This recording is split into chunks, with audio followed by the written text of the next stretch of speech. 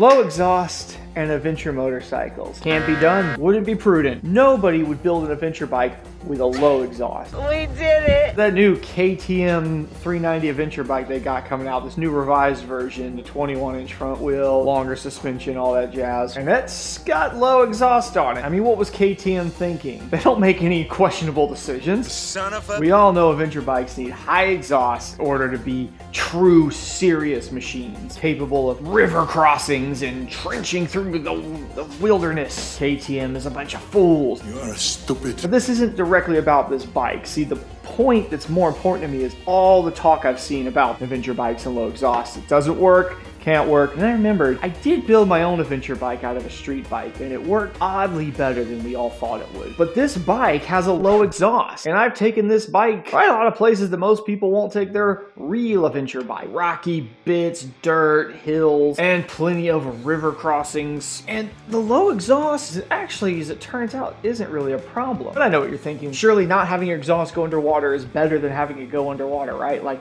it's not like there's any other benefits you get from this, is there? Well, luggage. When you have a low exhaust, it's so easy. I just put things on here and that's that. Now, anybody with an adventure bike, like most of them, has a right-mounted exhaust that kind of comes up right in this area. What do you have to do? You either have to get a big rack that offsets really high to one side, which is weird and your bike's uneven. You look goofy going down the road. You have to clear the exhaust or put heat shields around the exhaust, a bit of both. With low exhaust, I just don't have to think about it. It was something I didn't even realize talking to my buddies and going on trips with them, like, oh, this is a real problem. Also, maneuvering around a hot exhaust in your motorcycle. Two main scenarios. One, loading your bike up. I don't have to deal with this loading it up. It's just simple, out of the way. And I think sort of bigger is, what about when these things do get stuck or need help off-road? Being next to my buddy's bike. Oh, here you go. Let me help you with that. The bike here.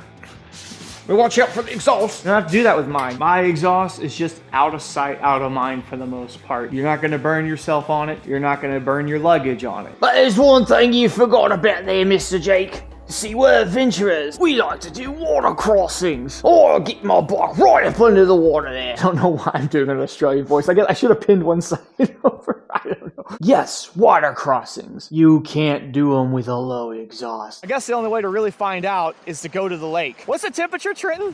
55? Yeah. I hope you appreciate what we're doing here. So, the water's up pretty high. I got my water cracked. We're in off-road mode here. Oh, it's gonna suck.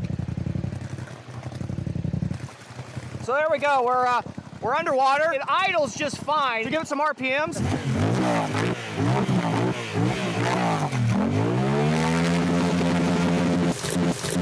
You know what else can go in the water? My glasses. I know you're thinking, why is that a big deal? They can all go in the water. But you know what I can do that you probably can't? I can put these inside my helmet. Oh, I can put my glasses inside my helmet. Try it. Stick them in there. See what happens when you put normal glasses inside a helmet. Super hard to get in. Probably getting pressure points all over. Even if you get them in there, there's no way they're sitting right and you know it. But Flying Eye makes these flexible, easy to fit inside of a helmet glasses. These go in no problem, super comfortable all day on or off the motorcycle. They can do sunglasses or prescription, and they can be both, which is super, super cool. They've got a ton of different styles, different colors, sizes, shapes, and everything. So head on over to flyingeyes.com/Jake10 to get 10% off a pair of Flying Eyes for yourself.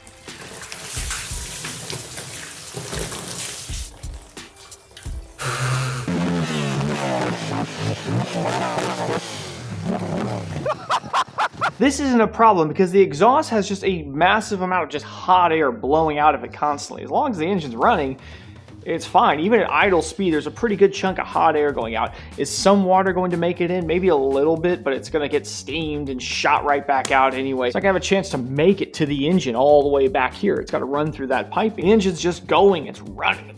Channel of air is flying through it. Unless, of course, the engine turned off. This is a little more scary, isn't it? Well, turns out they just turned back on. So why didn't that make any problems? Well, you gotta understand it's where the water level was. We're just sort of above the exhaust right here, but the headers are all the way about up to here. So we have this gap, right? We have a gap in there. We need to be almost this high. That's where the ports are, the exhaust ports for the engine. Only at that point, though, do we even have a chance for the water to enter the engine. Of course, if it's still running, this is not the end of the world, too. Quads do this all the time. Quad guys will fully have their engine sunk with a pipe coming up. I'm not saying that's the greatest thing.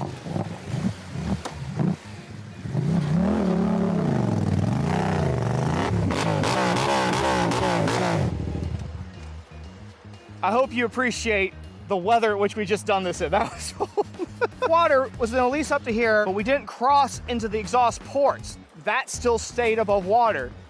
That's the thing that really matters at the end of the day. Your starter motor, compression, the firing of the engine will easily throw all that water out. Let's go get a towel. That's cold, dude. I think we got it.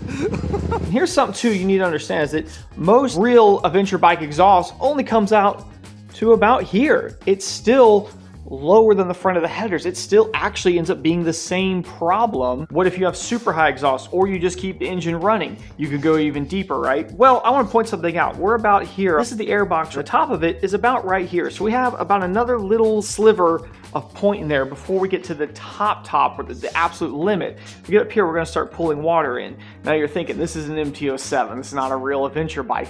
The Tanneray 700 is just like that, and we've actually had this side by side with an actual Tanneray, basically the same height. I think this is like 1 inch lower at most. This is really freaking high. I'm also gonna point something out to you. This here is an adventure boot. Like most of them, it's waterproof up to this gusset. With my feet on the pegs, above the gusset, your boots are getting filled. You think you're gonna do water crossings like that all day. Well, I'll be doing so many water crossings. But surely it's still not ideal to dunk your whole exhaust in the water all the time, right? Well, even if you have a mid-mount or high-mount exhaust, pretty much all adventure bikes still run the exhaust up under the engine. Oh, and I know what you're thinking about that. You're worried about ground clearance and having exhaust run under your engine. The thing you gotta remember is that the oil pan on this bike and most adventure bikes sits lower than the exhaust. So you're gonna get a big beefy skid plate and you're gonna wrap it all up. Yes, and not dunking your hot exhaust in the water over and over again isn't great, but anybody doing river crossings is gonna be doing it. You're not changing any ground clearance issues, it's the same. I will say filling your muffler full of water and then having it dry out all the time probably isn't the best for the packing. And again, how many times on an adventure trip are you actually putting that thing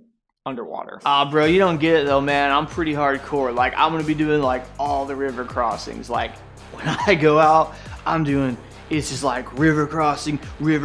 My boy's got this GPX route where we cross the Nile. That ain't gonna work for me, dude. I have to have high exhaust. I'm one of the hardcore ones, dude. All right, here's the deal. We gotta have a real honest conversation with us adventure bike riders, all right? I like to consider myself amongst you, even if I have a crazy DIY one. The fact that we even call ourselves adventure riders is a little bit cringe. I know we all think we're gonna be that bad dude doing the crazy river crossings, but this whole thing was kind of LARPing, okay? We spend thousands of dollars to live like homeless people. I love it, okay? I'm not here to knock it. Sometimes we do some goofy stuff. You may actually think you're gonna do a bunch of river crossings. You may not have actually like dove into this kind of stuff yet. But let me tell you how it's probably gonna go. You're gonna go on an adventure trip with your friends. You get a good GPX route. You do a few river crossings, some passes through a river. Remember, this is a trail typically that's going across the river. It's hard packed or even has like some concrete under it. People are passing this all the time. It's typically not a raging river. Here's the thing. Everybody thinks that they've done the biggest water crossing. I've been with groups of us and we all go through the water crossing. Dude, the water was so high. It's so awesome. And it'll seem though, and even from your own action camera, it'll seem that way. The problem is I've got these Insta360 cameras hanging off to the side. And I can tell you like half the time when everyone's like, themselves off on the other side of it, the water was barely above the axles, or not even there. You know what it is? It's when a bunch of people who don't do wheelies go out and do wheelies for the first time. Bro, like how high was it? You're like this, buddy. In that video that you just saw, that's getting close to the highest I've ever seen. I've once or twice had the back tire fully underwater. I'm not saying you won't do river crossings, but the likeliness of you doing a river crossing that high is not likely. Unless you're just being incredibly foolish. And it is foolish, and I'll tell you why. Getting your bike that high in the water when you're out in the middle of nowhere, you probably have all your crap on it, and if it goes under, drowning your bike and then not having it be able to start because you just hydrolocked the engine and possibly broke it. How easy is it to get your bike out of there now? Probably not super easy. You might be trying to find somebody with a Polaris to pull it out. You might, if it's like been some weird single track crazy stuff, you might be pushing that thing and towing it, and hopefully you got some good friends with you, because if you're on your own, forget it. Might as well just walk out of the woods and claim the bears ate it. I don't know. That thing's basically an insurance write-off at that point. I get it. We want to do the fun things and make the adventure-y. Reality is you're not going to probably go that hard. I've not seen it on any of the trips I've been on. And I've noticed even a lot of the YouTube trips I watch and stuff, and the guys that go really hardcore, you rarely see somebody do that. You know the kind of people who do that? The kind of people that aren't actually camping off of their motorcycles. The people that are doing an ad for somebody or testing some part or trying to do like an adventure type rally thing that they do now. They're not actually using their adventure bike as an adventure bike with all of their belongings on it off into the woods. You can't risk, that's just stupid. And you're just gonna have wet boots all day, as we just discussed. Your boot is like lower than the top of the headers. There's no reason to go water crossings that high. And also, that's assuming you're a complete bat and keep your feet on it the whole way through. Oh, you're not gonna dab? You're not gonna throw your foot down? We're not pros. You're gonna dab. Time to ride into mystery land. I don't know what's 6 inches below my wheels. Could be a pit, could be a hole, could be all kinds of things that are gonna make me crash on a bike that weighs probably over 500 pounds with all my crap on it. Now look, I will still concede that yes, ultimately having exhaust up high, like this dirt bike is, where the entire thing is up high, for the sakes of water crossings, this style exhaust is better. However, generally speaking, when it comes to adventure bikes, benefits outweigh the negatives in my opinion for low exhaust. It's just so much better. Well, so do you agree or am I crazy? Seriously, comment below. Am I crazy? Next time you hear somebody, though, say this whole thing, you're gonna have low exhaust on an adventure bike? Water crossings. You should tell them, this guy on the internet told me otherwise.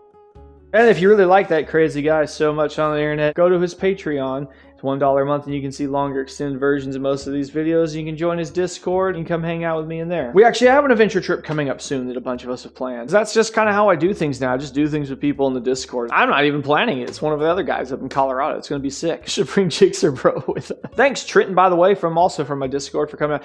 That's what you get. So you join my Discord, you can pay, and then I will put you to work. I made Trenton come out and film that with me. Thanks, Trenton. Also, give me a like for how cold it was. I got in the water. It was cold. It was terrible. All right. I think this has been a good video. It's a very serious video. This has been a good one.